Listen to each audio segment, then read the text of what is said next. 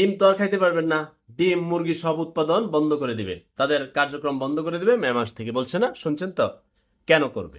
এখন বলতেছে এটা সরকার বিরোধী ষড়যন্ত্র, সরকার পতন হয়ে যাবে। এরা একটা গোষ্ঠী খবর লইয়া কথা বলবে, না আগে না। আমরা মাঠ পর্যায়ের লোক। এটা ডক্টর ইউনূস সরকার বলেন, পরবর্তী সরকার বলেন, সামনের সরকার বলেন, তাদের গোলামি করার দরকার নেই আমাদের।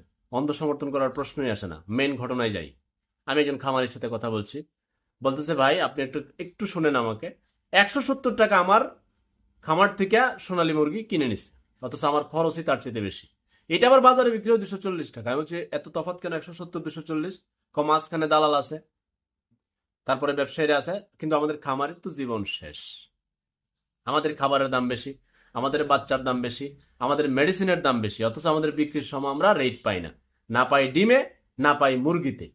তো এটা কে, এই চক্রটা কোথায়? এটা বড় বড় কোম্পানির সিন্ডিকেট, 4-5টা কোম্পানির চক্র।